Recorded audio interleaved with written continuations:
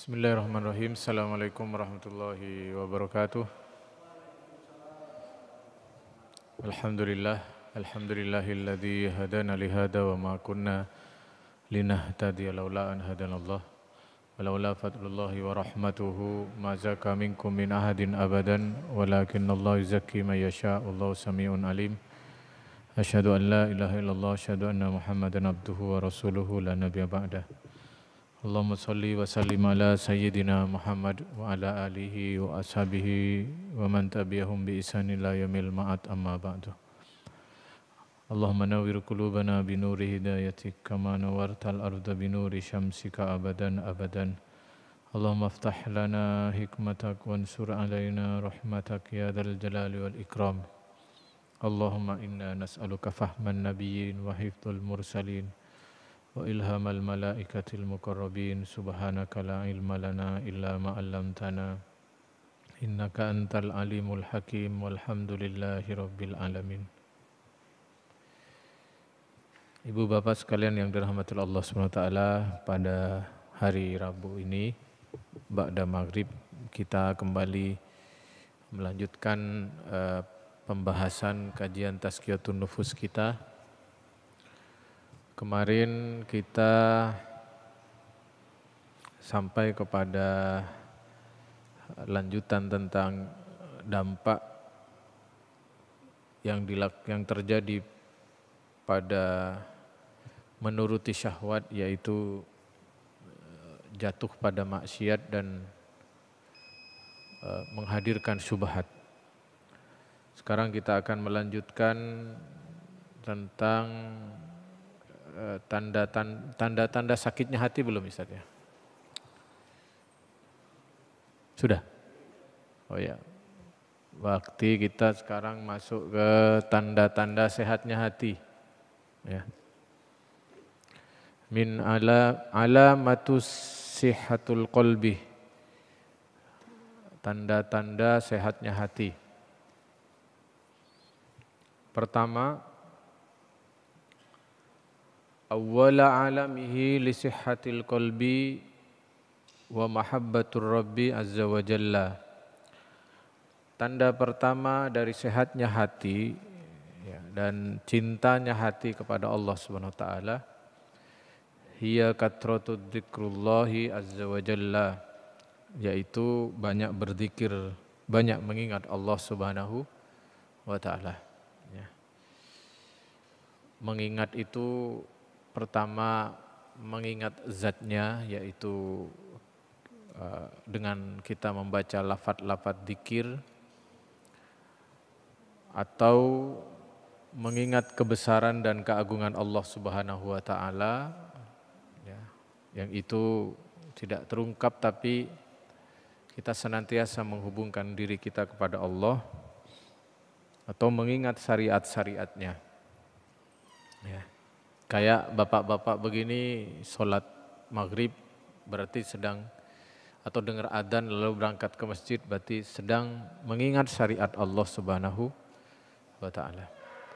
Fa innal qulubi kama qila kal qudur wa alsinatiha magharifaha. Karena sesungguhnya hati itu seperti teko ya, dan lisan kita adalah lubangnya. Jadi teko itu isinya apa, itulah yang dikeluarkan. Ya. Lisan hanya mengeluarkan apa yang menjadi isi di dalam hati. Kalau isinya adalah Allah SWT dan akhirat, maka yang keluar adalah Allah SWT dan akhirat. Akan tetapi kalau isinya adalah selain Allah dan urusan-urusan dunia, maka yang keluar dari lisan kita adalah urusan-urusan dunia. Itu tidak bisa dihalangi. Ya. Itu tidak bisa diubah hanya karena dengan mengubah penampilan. Jadi kalau ada orang yang kemudian dari penampilan biasa-biasa terus kemudian macak macak seorang ulama misalkan ya, maka itu tidak cukup. Ya, makanya ada yang orang meskipun panggilannya tokoh agama begitu, tapi karena isinya dunia, yang keluar adalah dunia. Yang keluar adalah dunia. Ada sebuah kisah ya di dunia perustatan ini Pak ya.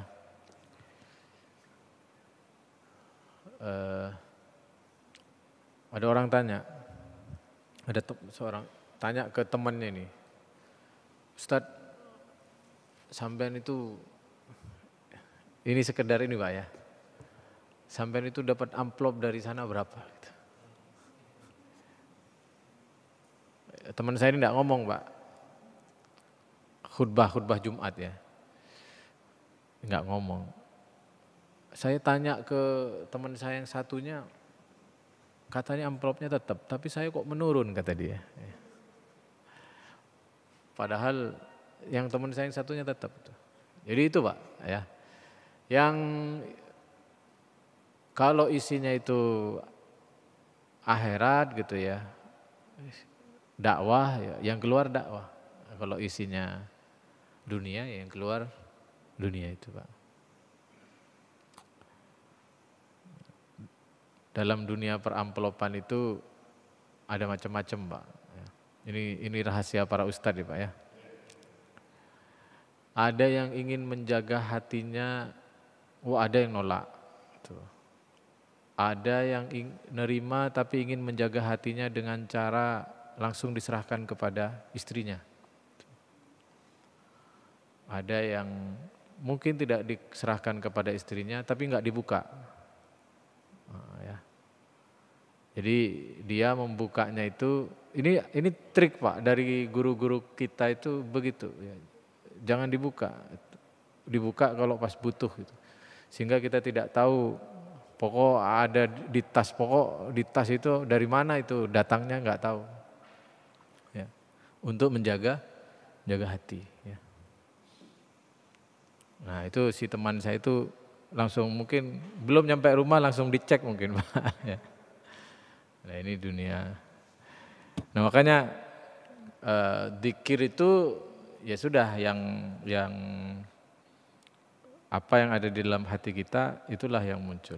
Makanya sibuklah mengurus hati, nanti lisan itu mengikuti. Qala ba'duhum al-mahabba la yajidu dunya ladzatan wa la yaghfilu an dzikrillah tarfata ainin. Kecintaan kepada Allah Subhanahu wa taala tidak akan membuat seseorang tidak begitu merasakan lezatnya dunia ya, dan dia tidak akan dilalaikan dari berzikir kepada Allah Subhanahu wa taala. Al-mahabbatu irul qalbi kathirud dzikri ya. Kecintaan kepada Allah Subhanahu wa taala akan membuat hati tergerak untuk banyak berzikir kepada Allah Subhanahu wa taala. Ini sudah pasti Pak ya. Kita akan selalu mengingat apa yang kita cintai ya. Dan ketika ada kecintaan kepada Allah Subhanahu wa taala, maka otomatis zikir itu terkeluarkan. Maka kata Imam Ibnu Qayyim ya, beliau mengatakan ada dua macam orang dalam zikir. Pertama, orang yang dia dari hatinya dulu sudah mengingat Allah, lalu kemudian terucapkan lewat lisannya.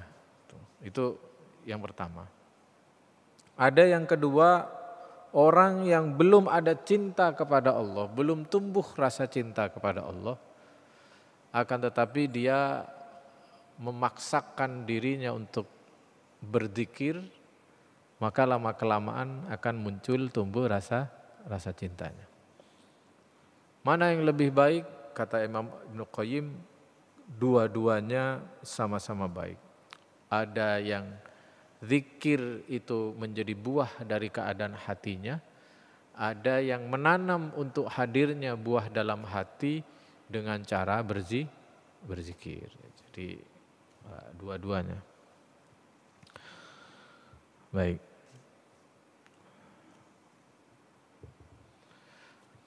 Fa fil waqtil ladzi yarkhasu fihi bil aftar wa qasrus shalah ya.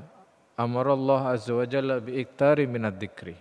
Ya, kata beliau dalam tulisan ini, dalam satu waktu ya, Allah SWT meringankan syariat-syariatnya karena situasi yang tidak memungkinkan. Contoh, hujan, ya, hujan lebat, bapak-bapak boleh nggak ke masjid? Ya, boleh nggak ke masjid? Bahkan Nabi pernah menjamak sholatnya karena hujan, ya, di dalam masjid. Ya, menjamak, tapi tidak mengkosor. Bapak-bapak dan ibu-ibu dalam perjalanan boleh mengurangi sholatnya dengan mengkosor, menjamak dan mengkosor. Puasa juga gitu. Kalau bapak ibu lagi dalam perjalanan atau menjadi musafir, boleh tidak puasa, tapi diganti. Oh ya, ngomong-ngomong puasa sekarang sudah nisfu Sya'ban Pak ya. Ayyamul Bait hari ini tanggal 13, besok 14 ya Pak ya, lusa 15 ya. Kalau bisa kita berpuasa atau memberi orang buka puasa supaya kita mendapatkan pahala yang sama. Kata Nabi SAW ya, di nisfu Sya'ban itu amal-amal kita diangkat ya. Lalu tutupan amal kita tahunan itu di nisfu Sya'ban itu. Makanya orang ulama-ulama kita mengajarkan di maghrib itu baca surah Yasin ya. Meskipun anjurannya adalah puasa, tapi itu suatu kebaikan ya. Amal apa saja, enggak harus Yasin. Kalau kita mau baca surah Yasin juga bagus tuh. Ya, karena Yasin itu Al-Quran, yang enggak boleh kan baca Injil, baca Taurat itu. Selama itu Al-Quran silahkan dibaca. Nah, kenapa? Karena malam itu amal diangkat. Kalau kata Imam Nawawi Al-Bantani, meskipun bukan sebuah hadis tapi hikmah beliau, barang siapa yang berpuasa di bulan Sya'ban maka akan mendapatkan syafaat Rasulullah SAW. Kenapa mendapatkan syafaat? Apakah ada hadisnya? Ya, hadisnya secara langsung hadis syafaat tidak ada. Beliau dengan hikmahnya, kecerdasannya, ya, Syekh Nawawi Al-Bantani, ya, ulama kita yang menjadi imam besar di Mekah ya, di zaman masih Turki Utsmani sebelum diruntuhkan oleh kerajaan Saud ya, Saud. Nah, kata beliau karena Nabi pernah dawuh ya, kata beliau, sesungguhnya aku sangat suka ya berpuasa di Sya'ban karena aku ingin ya ketika amalku ditarik atau dilaporkan kepada Allah setiap tahun itu aku dalam keadaan puasa. Ya. Wa ana uhibbu ayyarfa amali wa ana shaimun, kata Nabi. Dan aku sangat senang ketika amalku diangkat, aku dalam keadaan berpuasa. Nah, berarti ketika kita ikut puasa Sya'ban adalah kita berpuasa sesuatu yang disenangi Nabi dan Nabi pasti senang dengan kita. Maka insya Allah akan mendapatkan syafaat dari Rasulullah SAW. Baik. Nah, puasa boleh ditunda. Ya, puasa boleh ditunda. Bahkan sholat dalam keadaan perang ya, ada sholat khauf. Akan tetapi yang menarik ya, amal-amal lain boleh dikurangi ya. Akan tetapi ketika seseorang berada dalam kesempitan, justru Allah memerintahkan memperbanyak satu amal ini. Ya, yang lain boleh dikurangi, tapi yang ini suruh perbanyak. Apa itu? Zikir kepada Allah Subhanahu wa taala. Allah SWT berfirman dalam surah Al-Anfal ayat 45, ya ayyuhalladzina amanu idza laqitum fi'atam fatfutu wadhkurullaha katsiran la'allakum tuflihun. Wahai orang-orang yang beriman, ketika kamu berjumpa ya dengan musuh-musuhmu, maka tetaplah kamu di tempatmu, jangan lari. Wadhkurullaha katsiran, dan berzikirlah kepada Allah yang banyak, la'allakum tuflihun, supaya kalian mendapatkan kemenangan. Nah, ya. Dan zikir di waktu-waktu takut tuh zikirnya berkualitas sekali Pak ya. Makanya ada guyonan ya. Kiai khotib Jumat sama sopirnya Sumber Kencono itu duluan mana masuk surga katanya. Guyonannya duluan sopirnya Sumber Kencono ya. Karena khotib bikin orang ngantuk, tapi kalau Sumber Kencono bikin orang istighfar ya. Dan ingat mati Pak ya. Nah, jadi masuk surga dulu. Nah, jadi saking utamanya zikir. Jadi zikir itu satu-satunya ibadah yang Allah tidak pernah memerintahkan untuk mengurangi ya. Ibadah yang lain kurangi. Bahkan ulama-ulama itu kalau kita ini Bapak Ibu sekalian ya bisa mengkosor sholat lalu tidak diambil itu sebenarnya makruh gitu ya. Karena Allah sudah nyuruh gitu, kok tidak dijalankan. Nah itu ya.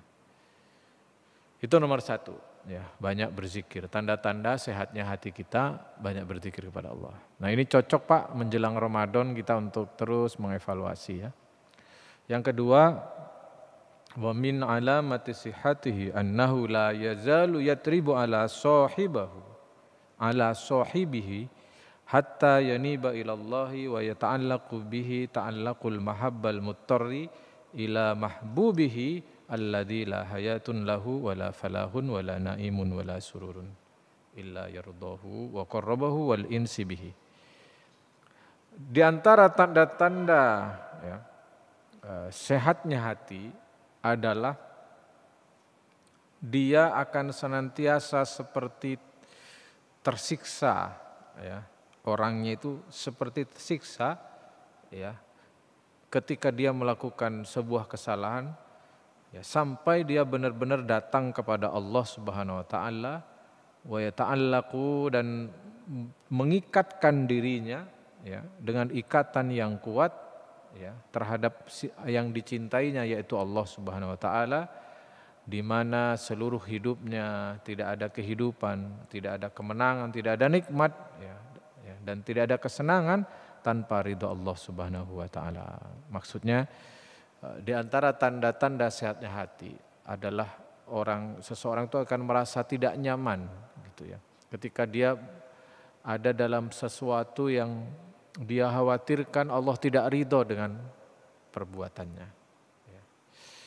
Sampai dia benar-benar kembali kepada Allah Subhanahu wa taala ya, mengikatkan dirinya dengan ikatan rasa cinta kepada Allah Subhanahu wa taala ya, sampai dia merasakan tidak ada nikmat yang lebih nikmat daripada mendapatkan ridho dari Allah Subhanahu wa taala. Nah, itu tanda-tanda yang kedua. Jadi kalau dia ada dalam situasi yang syubhat, yang makruh apalagi haram, dia gelisah, Pak. Ada situasi yang di situ ada kemungkaran itu, dia gelisah. Sampai dia benar-benar kembali dirinya kepada Allah Subhanahu wa taala ya. Ya, dia takut tidak diridhoi oleh Allah Subhanahu wa taala. Nah, itu tanda nomor 2 ya. Tanda nomor 3 ya, wa min alamati sihhatihi ayyata'abbal jasadi fil khidmati wala yamilul qalbi. Di antara tanda sehatnya hati adalah dia ya berlelah-lelah secara jasad, secara fisik untuk berkhidmat atau beribadah kepada Allah Subhanahu wa taala ya, wala yamilul qalbi, dan hatinya tidak dalam keadaan lalai. Nah, itu tanda-tanda yang kedua. Ini di sini dicontohkan adalah Rasulullah Muhammad SAW ketika beliau suatu malam beribadah hampir sepanjang malam, lalu beliau itu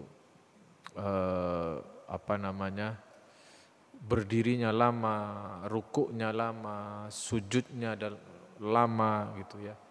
Lalu kemudian beliau sampai menangis ya malam itu ya.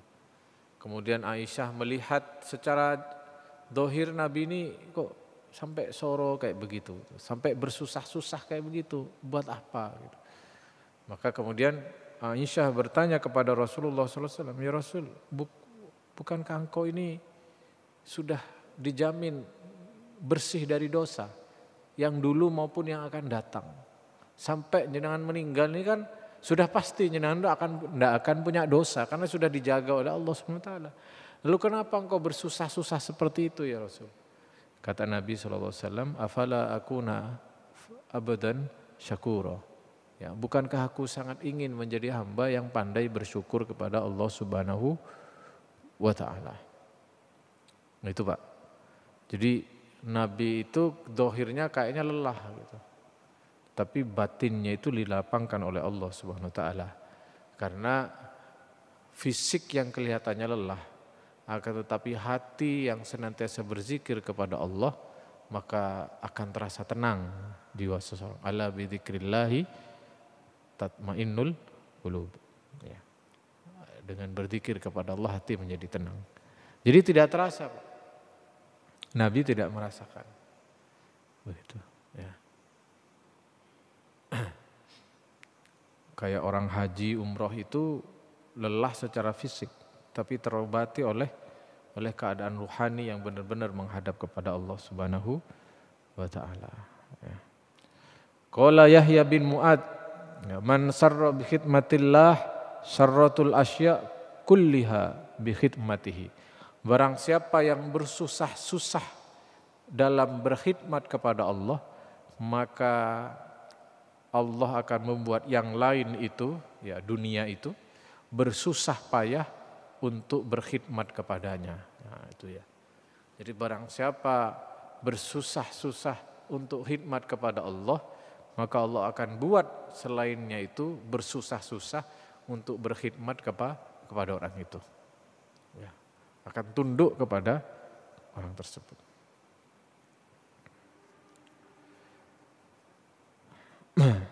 Ibnu Mas'ud juga berkata, ya, wa min qurrata'inahu billah qurrata'inin kullu ahadin bin nadari ilaihi, ya. Ya, akan salah satunya adalah ketika dia menjadikan Allah sebagai qurrata ayunnya dia, ya, atau kesejukan mata hatinya, kesejukan pandangannya, maka Allah akan membuat yang lain itu menjadikan dirinya sebagai qurrata ayun atau orang yang disenangi. Gitu. Ya, barang siapa yang senang kepada Allah, maka Allah akan membuat orang lain akan senang kepada dirinya. Ya. Lalu Ibnu Mas'ud berkata kepada seorang laki-laki, dawa qalbika fa inna hajatallahu ilal ibadi solahan qulubihim. Ya. Solahun qulubihim. Ya. Perbaikilah hati kalian, kata Ibnu Mas'ud. Ya. Perbaiki hatimu, karena kalau sampai Allah berhajat kepada seorang hamba, maka Allah akan memperbaiki hatinya. Ya.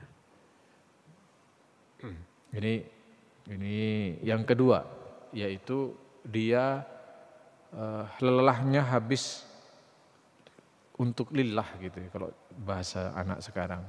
Ya. Dan hatinya tertambat kepada Allah Subhanahu wa ta'ala.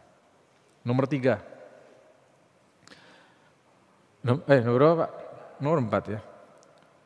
Wa min alamati sihhatihi ayyahin sahibahu ilal khidmati wa yastaqu ilaiha aktar min haninil ja'yu ila ta'ami wasyarabi. Ya. Di antara tanda-tanda sehatnya hati adalah dia orang itu sangat rindu untuk melakukan ketaatan kepada Allah Subhanahu wa ta'ala. Dan sangat menginginkan ketaatan itu melebihi menginginkannya orang yang sedang kelaparan dan kehausan pada makanan atau minuman. Jadi itu nomor 4. Jadi tanda sehatnya hati adalah dia sangat rindu dan ingin melakukan ketaatan, ya, yang kerinduannya itu melebihi keinginannya orang-orang yang sedang kelaparan ya terhadap makanan. Fa innal abda idza dhaqa halawatu mu'amalatullahi azza wa jalla bil mudawamatin ala taati ahabbat ta'ah. Ya. Karena sesungguhnya seorang hamba ya lezatnya dalam melakukan ketaatan kepada Allah itu ya. Kalau orang sudah merasakan itu lebih dia sukai daripada ketaatan itu sendiri. Jadi, kesenangannya itu lebih dia sukai. Oke, nomor 4. Iya, barusan nomor 4. Sekarang nomor 5. Wa min alamati sihhatihi annahu idza dakhala fis shalah dhahaba anhu hammuhu wa ghammahu. Ya, dhahaba anhu hammahu wa ghammahu bid dunya wa wajada fiha rohatahu wa na'imahu wastadda alaihi khurujahu minha. Di antara tanda-tanda sehatnya hati adalah ketika dia masuk dalam situasi sholat, ya, yaitu kalau dia sholat maka akan hilang darinya kesusahan ya, dan kesedihannya ya, dalam urusan dunia, ya, akan hilang kesedihan dan keinginan-keinginannya dalam urusan dunia, dan dia mendapati dalam sholatnya itu sebagai istirahatnya, ya, kenikmatannya, ya, dan dia ini yang nggak mudah ini ya, dan dia sangat berat sekali untuk keluar dari sholat itu. Syarat apa namanya? Karena dia sudah masuk dalam situasi sholat, maka hilanglah kerisauan, kekhawatiran, ya, keinginan-keinginan dunianya itu sudah hilang, terganti oleh kenikmatan, kelezatan melaksanakan ibadah sholat, sampai dia berat hati untuk segera menyelesaikan sholatnya. Cuman kalau jadi imam harus ngerti jamaah ya Pak ya, jangan lama-lama. Ini kalau kita lagi sholat sendirian ya, kalau kita lagi sholat sendirian. Sebagaimana sabda Rasulullah SAW ya, wa ja'altu qurrata aini fis sholati, dan dijadikan untukku sholat itu sebagai hiburanku, kata Nabi ya. Kalau sebagian orang sholat levelnya masih beban, nah ini hatinya belum benar-benar ya. Karena kalau hati bersih itu sholatnya itu sebagai hiburan Pak ya. Jadi ada istilah kerja itu hanya sambilan untuk menunggu waktu sholat gitu. Ya, timbangin nganggur kerja gitu, sambil nunggu datangnya waktu sholat. Wah, itu luar biasa Pak. Ya. Kalau kita kan ya masih ada berat-beratnya ya. Misalnya habis zuhur itu, terus karena kesibukan waktu terasa cepat, terus terdengar adzan. Ya Allahu Akbar, Allahu Akbar. Itu hati langsung batin, kok wis cepet sih. Perasaan wis ceketan sholat zuhur. Aduh, sholat asar wis mandek sih. Itu masih bagus tuh mandek itu Pak ya. Kadang masih dilanjut. Dan itu kalau dari segi hukum sih nggak apa-apa, tapi dari segi etika sudah kelihatan kita ini mengeluhkan perintah Allah Subhanahu wa Ta'ala. Nah ini perlu diobati ketika ada perasaan berat ya, karena kalau hati itu bersih ya kayak sholat itu sesuatu yang dirindukan. Jadi pengen segera hadirnya sholat. Jadi ketika terdengar adzan itu yang terucap adalah alhamdulillah. Itu nomor 5. Nomor 6. Wa min alamati sihhatihi ayyakuna ashiha biwaqtihi ayyadaba fi ghairi ta'atin. Dan di antara tanda-tanda sehatnya adalah ya, dia akan merasa ya, asyihha biwaqtihi ayyadaba fi ghairi ta'atin. Dia akan merasa tidak nyaman ya dengan waktu yang dia gunakan untuk selain ketaatan ya.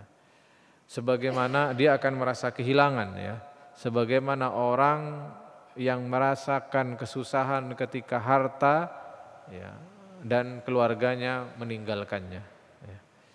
Jadi jenengan misalkan sehari karena sibuk kelewat tidak sempat baca Quran begitu. Nah itu sedih gitu. Jenengan ada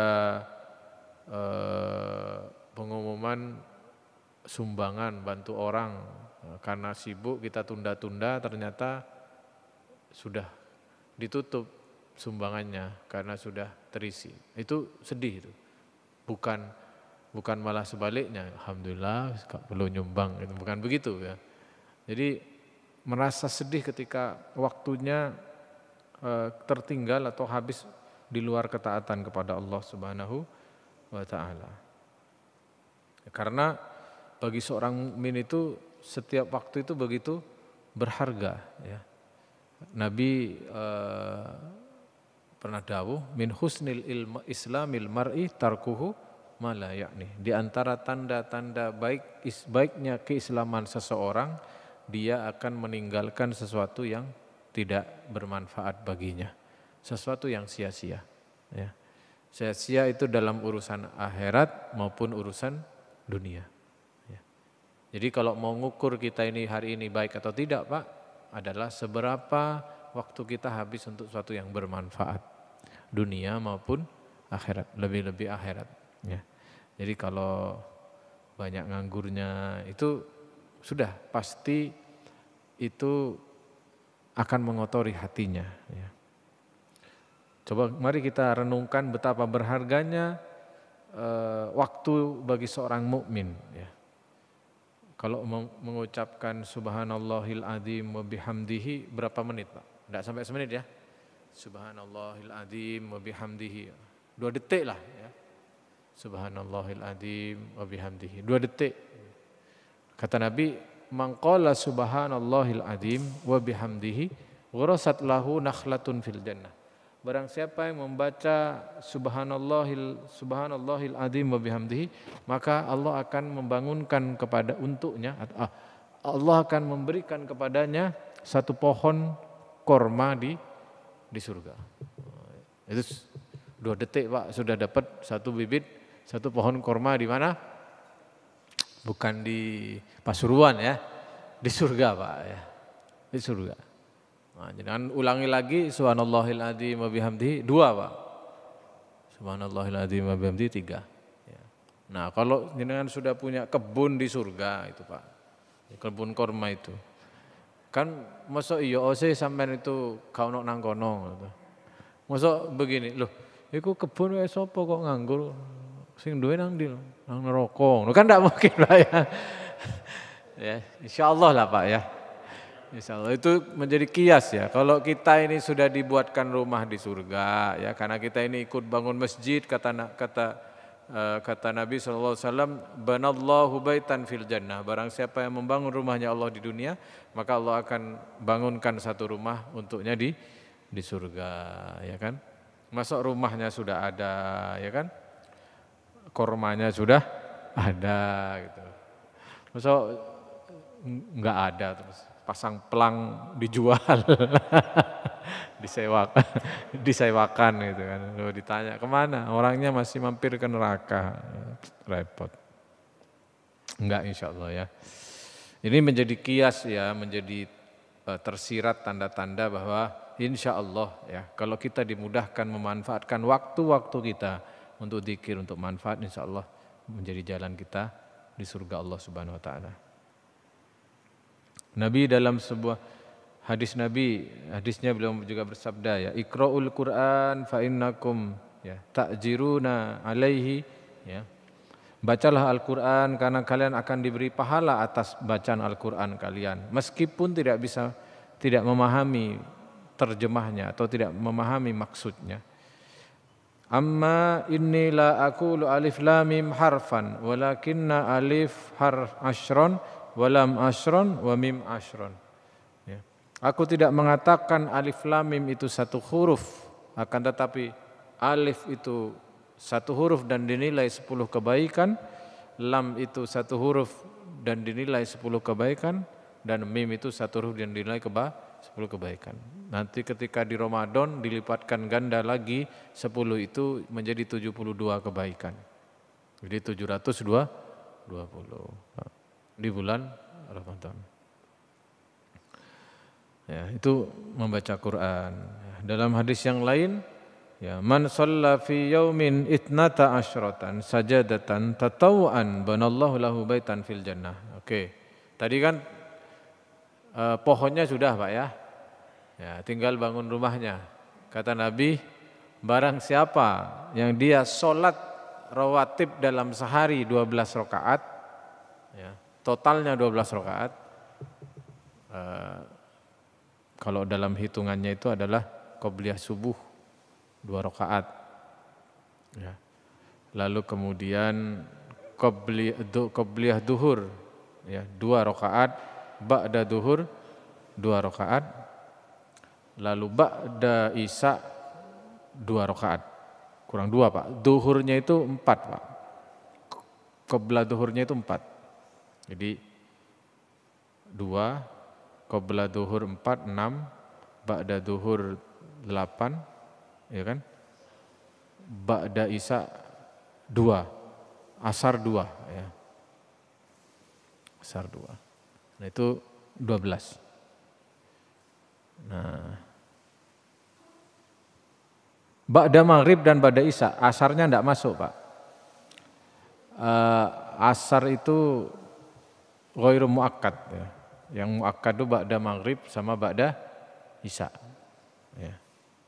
Ba'da maghrib, ba'da isya, qobliyah duhur 4, ba'da duhur 2, muakkad. Sebelum subuh sangat muakkad, ya. Muakkad jiddan, ya. 12 rakaat akan dibangunkan satu rumah di surga. Tapi kata Gus Baha itu, ya. Tapi kalau sampai tuh lihat orang di masjid terus mari sholat langsung nyelintung gak sholat, ya gak usah disambati, gak usah dirasani, ya. Jangan eman-eman, apian aku gitu. Enggak, jangan, ya. Biar orang itu macam-macam gitu kan. Orang itu macam-macam dan punya amalannya masing-masing.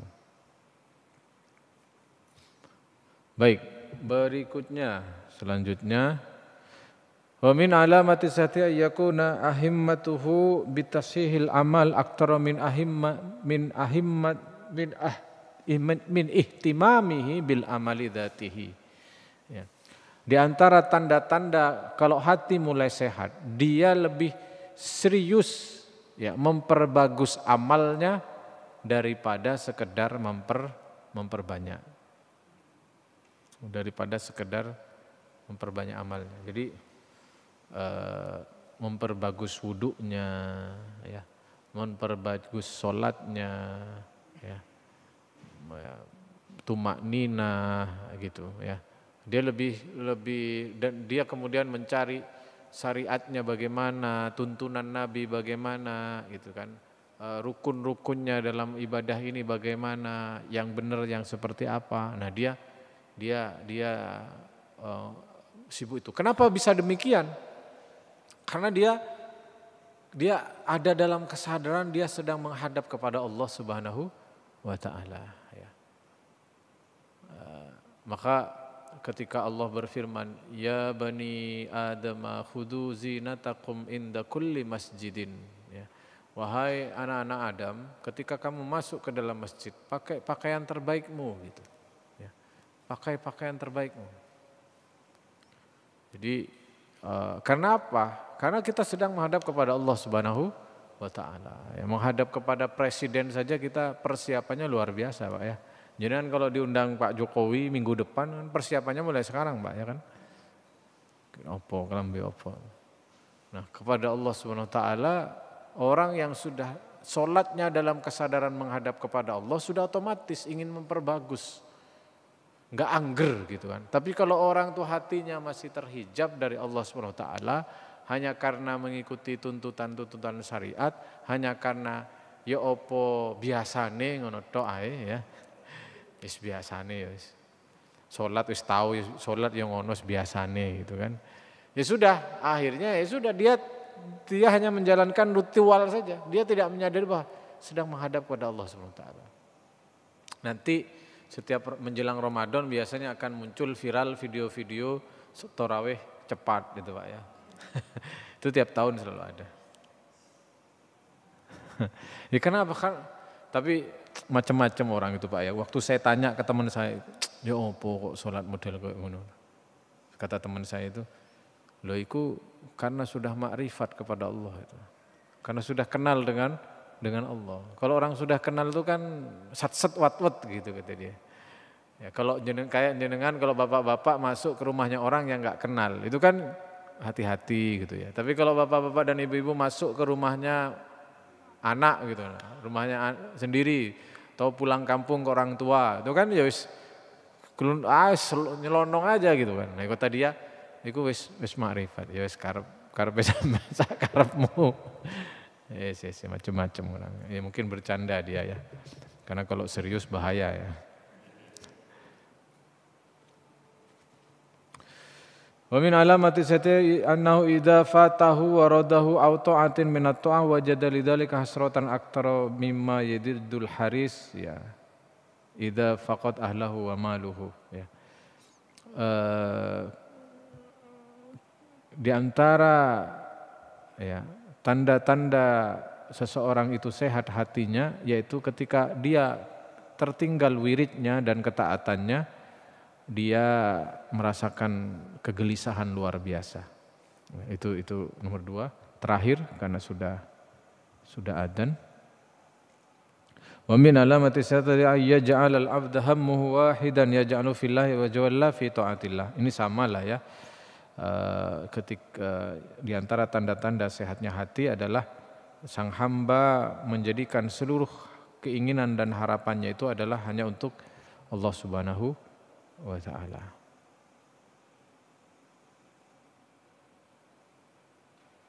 Nah, yang terakhir ini aja ya. Yang terakhir ini aja. Wa min alamati sata yakuna kalam Allah azza wa jalla wal kalamu anhu ahabba syai'in ila qalbihi.